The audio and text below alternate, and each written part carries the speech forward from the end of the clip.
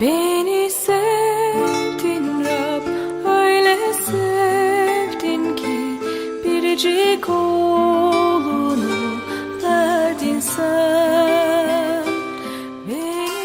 Y con esta música turca del continente euroasiático, damos comienzo a esta tercera temporada.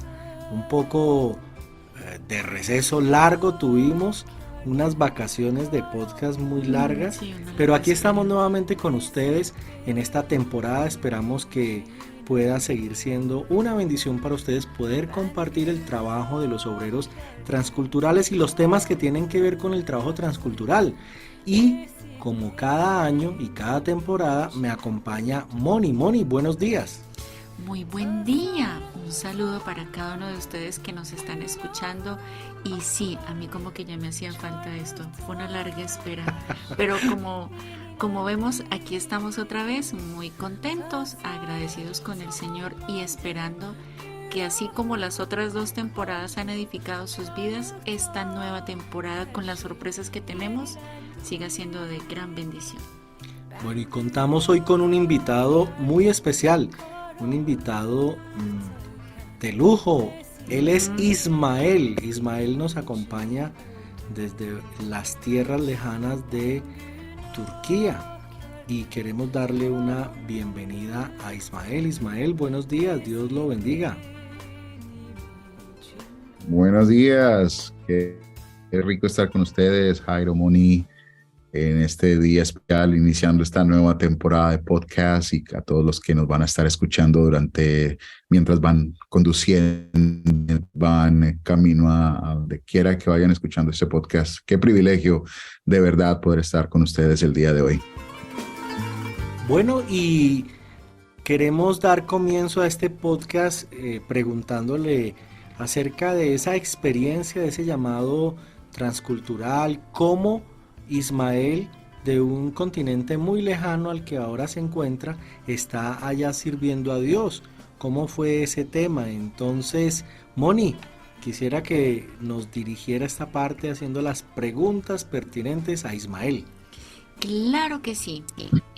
Bueno, pregunta obligada. ¿Cómo fue ese momento en la vida de Ismael y familia, por cierto? Porque él está allá con toda su familia. ¿Cómo es ese momento en el que le dijiste al Señor, heme aquí, no envía al de allí, no, sino envíame a mí? Bueno, realmente identificar un momento en el cual Dios me dijo que yo tengo claridad de cuándo sucedió, no lo puedo decir. Sé que fue un proceso de muchos años. Tengo una memoria o un recuerdo muy vago, un recuerdo muy vago de cuando yo era un niño de 10 años, cuando la televisión colombiana solo tenía 2 canales, Canal 1 y Canal 2, luego le cambiaron los nombres, no sé si se acuerdan. Y cuando los niños eran muy Cuando la controlados. televisión en Colombia era buena. Ajá. Entonces, no sé, los de la época se pueden acordar, ¿no? Que había muchos programas documentales y programas educativos y programas de interés cultural.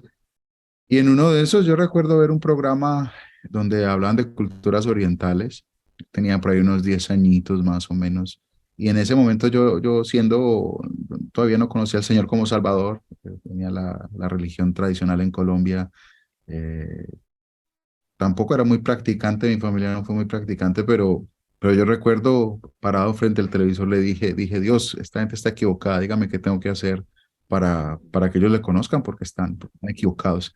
Y yo creo que así fue cuando empezó todo, ¿no? Cuando yo conozco al Señor a los 18 años, todas esas memorias llegan a mi recuerdo, y recuerdo también que en el seminario bíblico, cuando yo empecé después del terremoto de Armenia, una de las primeras clases que se introdujeron en el seminario bíblico fue en el cambio de pensum que se hizo, fue precisamente de introducción a misiones. Entonces Dios empezó a poner todas esas cosas juntas, y ahí yo le dije al Señor, bueno, yo cuenta conmigo, dígame qué hay que hacer, así como se lo dije a los 10 años, lo repito, aquí estoy.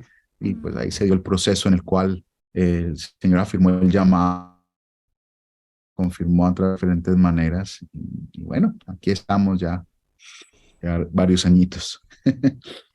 Sí, y eso es lo interesante y tiene que ver con la siguiente pregunta, porque su merced, no, o sea, están ahora allí en Turquía, pero su merced ha venido ya por no sé cuántos años, ya nos vas a contar, sirviendo desde diferentes latitudes. Entonces, esta pregunta tengo mucha curiosidad. ¿Cómo ha sido ese desafío cultural de adaptarte, de adaptarse como familia y de aprender un idioma en tantos cambios que ustedes han vivido, tantos lugares? Bueno, no ha sido fácil. Mm, No ha sido fácil en lo absoluto. Nosotros, primero, antes de salir al campo, mi esposo y yo pastoreábamos una iglesia pequeñita en el barrio La Patria, en Armenia. eh, y después de estar pastoreando ahí por 5 años, fue cuando el Señor ya nos dijo que era el tiempo de entregar la iglesia y salir a ser misioneros.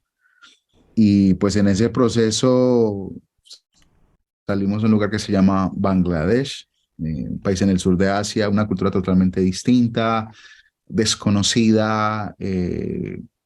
Habían algunos factores similares en cuanto a la calidez de la gente, a la calidez de la cultura, pero totalmente distinta a lo que yo conocía, ¿no? Entonces fue un claro, proceso de desconstrucción, digámoslo así, de mi vida, y la de mi familia, ¿no? Obviamente mi esposa tiene una experiencia totalmente distinta a la mía. Si usted habla con ella, tenemos dos versiones de Bangladesh. esto que se Para ella oye. fue muy diferente que para,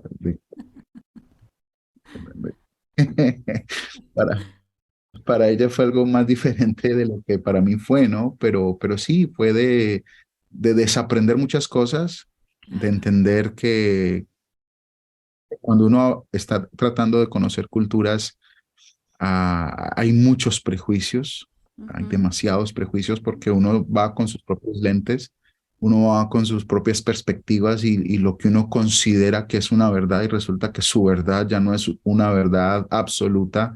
Y no me refiero a la verdad del Evangelio ni a la verdad de Jesucristo, sino me refiero a lo que yo consideraba verdad desde mi perspectiva cultural.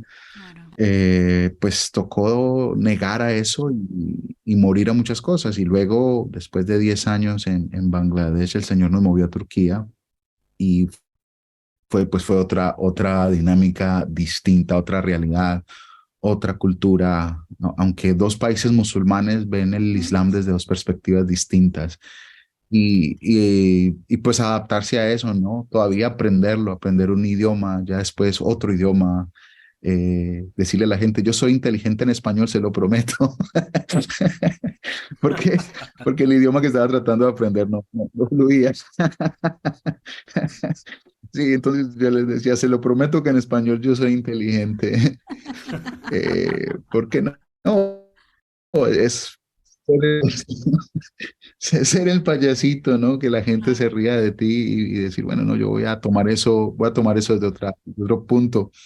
Pero sí, pero de todas maneras, al final el producto es enriquecedor, ¿no? Es ver el mundo más abierto, es ver las cosas desde otra perspectiva, es dejar absolutos que Ujú, uno consideraba en la vida y ver que hay muchas cosas que no son absolutas, sino que más bien son relativas desde la óptica y la perspectiva y los lentes con que la gente lo esté viendo.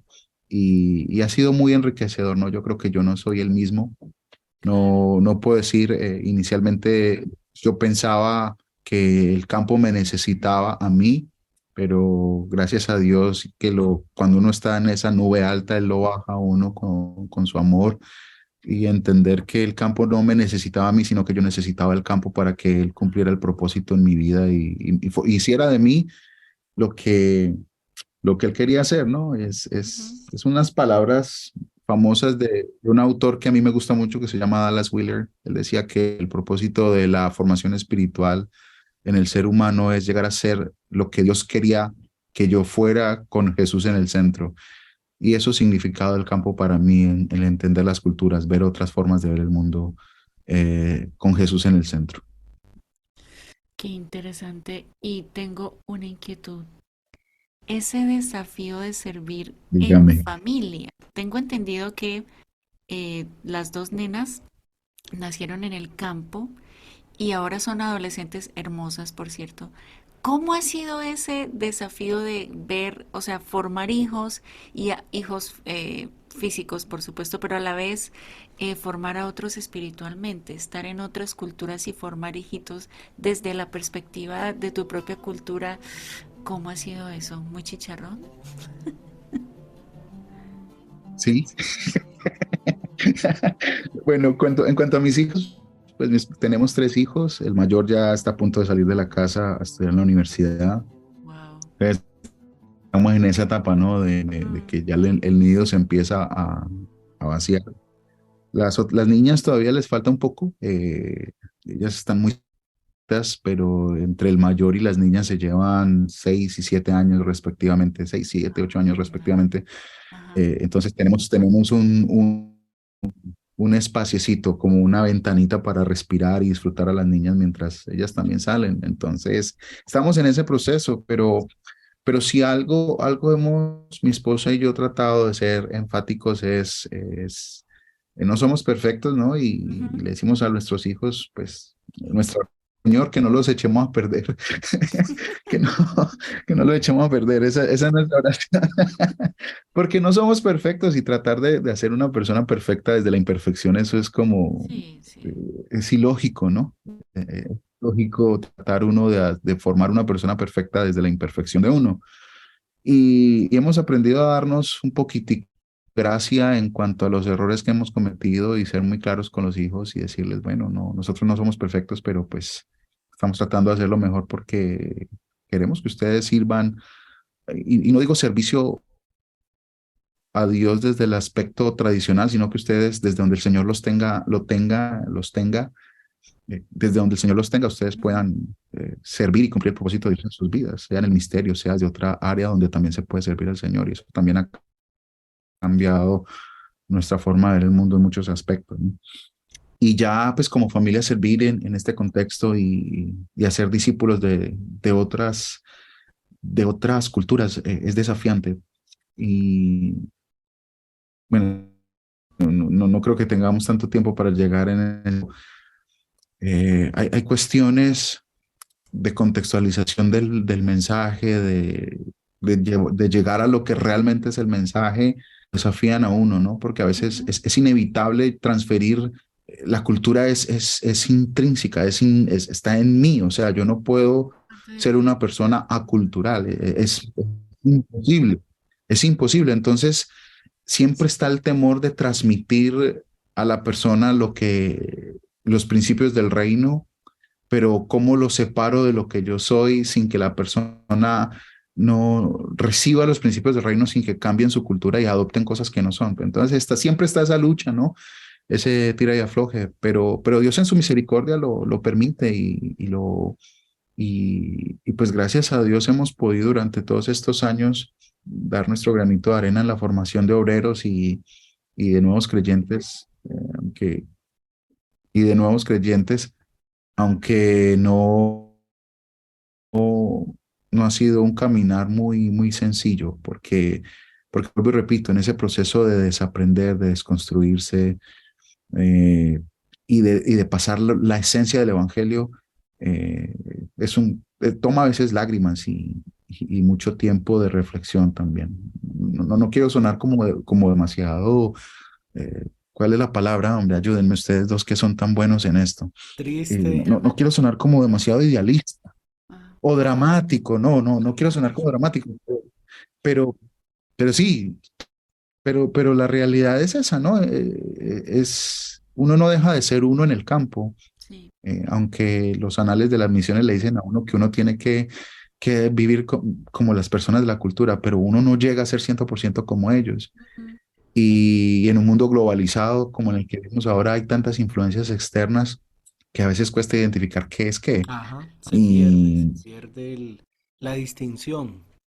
exacto, se pierde la distinción. Entonces, volver a la esencia, volver a lo que es la pureza del evangelio y tratar de transmitir eso y que sea de manera atractiva y receptible y reproducible para las personas que uno les comparte el evangelio, pues es enriquecedor, es bonito, pero es desafiante también, ¿no? Porque uno no quiere hacer fotocopia de la iglesia colombiana en el resto del mundo. Sí, Claro. eh, definitivamente. y les puedo contar historias, ¿no? Les puedo, que a veces es esa Aquí es la podríamos tendencia, ¿no? Que queremos quedarnos. hacer misiones. Bueno, bueno, Sí, sí, aquí podríamos quedar. Porque la tendencia es esa, ¿no? Hacer fotocopias de la iglesia colombiana y creemos que esa es la forma y luego uno llega al campo y se da cuenta que las iglesias tienen otras expresiones no, claro, totalmente válidas y, y que realmente la forma que uno hace no es la única. claro. Y Ujú. bueno, eh, ahí seguimos aprendiendo, o sea, no creo que yo haya llegado a un nivel de entender eso, ¿no? Yo creo que antes, con el pasar de los días, entiendo menos y le doy gracias a Dios por eso. Bueno, y hablando de la iglesia local y los desafíos que ésta presenta, la forma de abordar ciertas situaciones y dificultades, estamos aquí, por ejemplo, en Armenia, que en 1999 se vivió el terremoto de Armenia y pues la iglesia tuvo una participación, el trabajo allí. Y sabemos que el último mes ha sido muy complejo por los varios terremotos Ujú. que han sucedido en Turquía. ¿Cómo ha sido ese momento de fe de la iglesia allí? ¿Cómo la iglesia ha enfrentado estas situaciones? ¿Y qué puertas ha permitido esta situación para el trabajo transcultural del evangelio allí? ¿Cómo ha sido la experiencia? Bueno, pues yo tuve la experiencia del terremoto en Armenia y yo creo que fue una de las cosas que me enamoró del servicio cristiano, ¿no? Yo era nuevito en el Evangelio, llevaba un par de meses nomás cuando sucedió el terremoto en Armenia y ver la iglesia actuando, sirviendo, no haciendo, o sea, fue un momento muy bonito porque la gente no hacía distinción de nada. Y a mí me dejaron servir desde ese momento, o sea, yo me vinculé con la iglesia precisamente por el terremoto. Y fue una experiencia muy bonita y ver la iglesia en acción fue algo realmente que me afirmó o me ayudó a afirmarme en la fe. Eh, Aquí la experiencia ha sido, otra, ¿no? Eh, Claro. es un contexto distinto. Es la gente, el, la mayoría de las personas, o digamos el gobierno más bien, que no quiero sonar como estoy antigobierno, por favor, no me van a malinterpretar, pero el mismo gobierno quiere guardar la religión mayoritaria. Aquí la religión es el Islam. Ujú. Y entonces ellos saben, y tristemente por experiencias del pasado, eh, ellos están un poco renu- ellos están un poco renuentes a recibir ayuda y quieren canalizar la ayuda que las personas quieren dar todo a través de las vías del gobierno, precisamente para evitar proselitismo, porque en el pasado se usó eso, ¿no? Ujú. Uno habla, bueno, permítanme ser sincero acá, ¿no? Uno habla de bondades de las misiones y las historias bonitas, pero resulta que tristemente también hay historias de cosas mal hechas. Sí. Y aquí nos enfrentamos a diario con con ese prejuicio de prácticas mal hechas, con ese prejuicio de prácticas mal hechas del pasado, donde la gente repartía Biblias y dentro de la Biblia ponía billetes de $50, entonces la gente pensaba que estaban comprando la fe. Mm. Tristemente, ese estigma quedó y las personas y los obreros globales que están aquí lo enfrentan a diario. Y ahorita en este momento, pues tristemente estamos tratando de enfrentar ese desafío donde la gente vea el amor de Cristo a través de nuestras vidas de una manera sincera, ¿no? Y estamos en eso. Sin embargo, la iglesia no es muy grande acá. Tengo que ser muy claro, la iglesia en Turquía no es grande. La iglesia Turquía, no hay muchas iglesias. Los pocos cristianos que hay en su mayoría son lo que se reconoce como cristianos o como creyentes étnicos, ¿no? Es una iglesia étnica. Hay iglesia asiria, iglesia armenia, iglesias tradicionales, ¿no? Ok. Incluso los mismos católicos. Entonces no hay mucha iglesia tampoco, no hay muchos creyentes, pero las pocas iglesias que hay están formadas y están unidas y están trabajando juntas a fin de poder asistir lo más que puedan a las personas que más puedan, entendiendo que el gobierno tiene bastantes restricciones y solo personas calificadas y solo personas calificadas pueden ayudar. Pero ha sido bonito ver la iglesia actuar. Eso ha sido gratificante ver la iglesia actuar desde lo poco. Sin embargo, los desafíos son muchos y en varias reuniones que hemos tenido con la iglesia nacional o con la iglesia local y con líderes, hemos sentido que realmente la ayuda que se puede dar no es en este momento de primera asistencia, sino es el post-terremoto. Y los que vivimos el terremoto de Armenia sabemos que el trauma post-terremoto o la época post-terremoto, cuando ya los focos de los medios de comunicación se han ido, cuando los rescatistas ya no están, es cuando la iglesia debe de actuar. Y lo hemos sentido de esa manera y creo que poco a poco podemos ir avanzando en ese aspecto. Eh, Aparte de todo, hay otro componente. La zona donde sucedió el terremoto es una zona de conflicto, precisamente por su frontera con Siria. Y eso también pues ha hecho que el gobierno esté demasiado cuidadoso, porque pues obviamente ellos tienen que salvaguardar su soberanía y han hecho que el gobierno esté un poquito cuidadoso en esa zona, ¿no? Eh, pero tristemente la realidad en el otro lado de la frontera no es la mejor. Turquía se ha movilizado, ha venido gente, pero en Siria ha sido más bien difícil. Nosotros estamos en otra zona del país, y entonces el diario vivir de la realidad de los terremotos no nos ha afectado tanto en el aspecto que nosotros ni siquiera lo sentimos por la región en la que estamos, pero, pero la cercanía con nuestros compañeros y con los equipos que tenemos de plantación de iglesias en la zona, nos mantenemos bastante informados pues tenemos en funcionamiento un plan de contingencia para poder ayudar, especialmente ahora cuando ya los focos de atención de los medios se está yendo. Y yo creo que el trabajo empieza y no es un trabajo de meses, sino que es un trabajo de años, porque no solo la reconstrucción estructural, sino la reconstrucción social y la reconstrucción del aspecto espiritual y todo esto. Eh, Esto genera demasiadas oportunidades para poder servir, para poder ayudar, para poder testificar. Obviamente lo hacemos con mucho tacto y lo hacemos confiados y con denuedo, creyendo que el Señor va a aprovechar esta oportunidad, ¿no? Porque no, usted cuando camina por las calles, usted siente esa sensación, válgame la redundancia, de duelo. Y en todas las calles, por las avenidas, cuando uno va, la gente se ve triste, la gente se ve dolida, a pesar de que estamos lejos de donde sucedió todo. Eh, Hay letreros, aunque afectó una zona, ellos hablan, afectó al país. No sé si me hago entender. Claro. Cuando el terremoto de Armenia, la gente no decía fue el terremoto de Colombia, no, fue el terremoto de Armenia y la asistencia era para Armenia. Aquí no se habla de la zona porque fueron 11 distritos, es como decir un terremoto que afectó 11 departamentos en Colombia.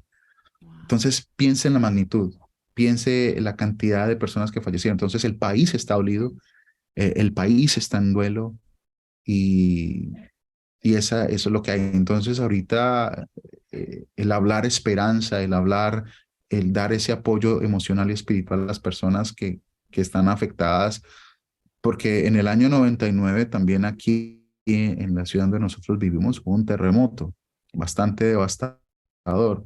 Entonces eso está siempre, el pánico siempre está ahí porque la gente trae a la memoria esas cosas y están esperando que vuelva a suceder. Entonces estamos aprovechando esas oportunidades para hablar con la gente y hablar de la esperanza que solo podemos tener en Cristo. Bueno, ah, y Ismael, ¿cómo podrías darle un consejo o unos consejos prácticos a una persona que está comenzando la vida misionera o que tiene un llamado como lo tuviste que está en ese momento de decidir y que quiere saber cómo comenzar a hacer misiones, ¿qué consejos le darías a esa persona? Primero, que siga fiel en su iglesia local, que siga sirviendo en su iglesia local. eh, no va, y lo digo con toda sinceridad, la persona no va a salir al campo a hacer lo que no hace en su iglesia local. Ajá. Si la persona no evangeliza, no habla de Cristo en su iglesia local, no creo que vaya a ser una persona que vaya a hablar de Cristo en otras fronteras, en otras latitudes, y especialmente en otras culturas, no lo va a hacer. Pero yo le diría que sea fiel en su iglesia local, que fortalezca su relación con Jesús. En la parte, nosotros hacemos parte de un movimiento, eh, bueno, nosotros somos de Asambleas de Dios, ¿no? Pero hacemos parte de un movimiento que surgió de las Asambleas de Dios que se llama Vivir Muerto. Y de Ujú. Vivir Muerto tenemos uno de los principios fundamentales de todo el movimiento, es el principio de permanecer en Jesús. Y ese principio tiene que ver con el pasar tiempo extravagante con el Señor, es una vida devocional. Y no estoy hablando de la oración continua de 3 horas, 4 horas en la presencia del Señor, aunque si lo puede hacer, gloria al Señor, sino que Cristo sea parte tan vital de su diario vivir, que no sea solo un concepto, que no sea solamente la idea de un Salvador que algún día hizo algo por mí, sino que sea una relación personal tan profunda en mi diario vivir. Eso es lo que lo va a sostener en el campo. Eh, Eso es lo que lo va a ayudar a dar fruto, eso es lo que le va a ayudar a avanzar y a soportar tanto las bendiciones y lo que eso trae como las dificultades. Entonces yo diría eso, ¿no? Ah, No se apresure, no se apresure en salir pronto, sino en salir cuando tenga que salir. Muy ok. interesante. Que no hace, que viva los procesos, ¿no? Los procesos son importantes. Es solo para dar un ejemplo, ¿no? Tengo mi hija, la menor tiene 11 años y ella dice que ya no quiere ser adulta, que ella quiere ser adulta ya, que ella quiere ser grande ya. Ay, no, dile Entonces, que no, Ay, no. Dios.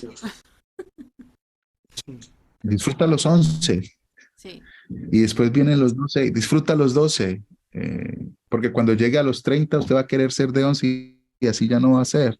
cierto. Entonces disfrute cada día trae su propio afán. Viva cada día en la asignación que Dios le ha dado en el momento, Ujú. sin perder la vista en el futuro, eh, y camina en fidelidad a Dios. Eso sería, ¿no? O sea, tendría tantas cosas para decirle, Sí, ¿no? claro, No he hay escrito mucho. no he escrito un libro, pero yo diría eso, ¿no? Yo diría eso, viva los procesos y aproveche los procesos Ujú, y, y aférrese al Señor Jesús, así que es. sea parte de su vida diaria, más que un concepto.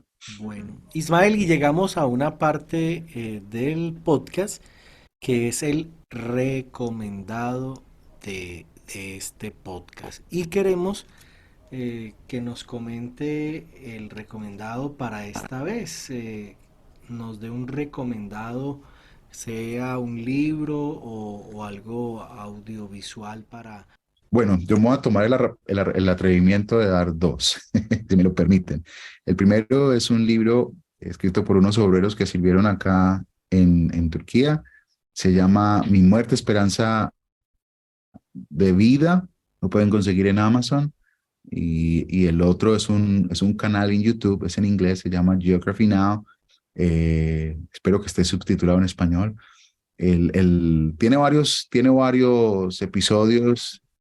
Tiene varios episodios que hablan de países, pero el de Turquía es espectacular y dura unos 30 minutos, pero tiene buen contenido de la cultura, palabras y cosas del turco que son bastante interesantes, que le ayudan a uno a tener una idea de por qué este país tiene una significancia y y un toque estratégico, ¿no? En su ubicación y todo esto. Bueno, y entonces vamos a dejarle a los oyentes del podcast en la cajita de comentarios el enlace a ese canal de YouTube también Y el libro. para que lo pueda ver. Y el enlace al libro, quien quiere comprarlo, lo puede comprar Se ve muy en interesante. Amazon en formato digital. Bueno, vamos llegando al final. Bueno, la verdad que estamos tan agradecidos con el Señor por haber podido compartir hoy contigo, Ismael, y estamos orando que el Señor les siga dando gracia y sabiduría para poder ser sensibles a la voz del Señor, para que les diga de qué manera seguir sirviendo, ayudando y bendiciendo a esta nación.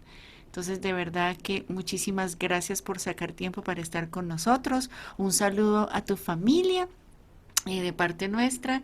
Y bueno, no, ¿qué más? Que esperamos tener otras oportunidades. O tocó con la esposita, él ya como que, ajá. Entonces, Sí, muchísimas gracias y un abrazo. Y yo te digo buenas noches porque allá es de noche. bueno, allá es de noche, acá es de día. Ujú. Un saludito de despedida, por favor, Ismael. Claro que sí, gracias por estar conectados en este podcast. Espero que haya sido bendición. Ha sido una bendición para mí también por compartir con ustedes. Les amo y espero poder algún día celebrar juntos delante del trono diciendo al que es digno, al Cordero, exaltar su nombre.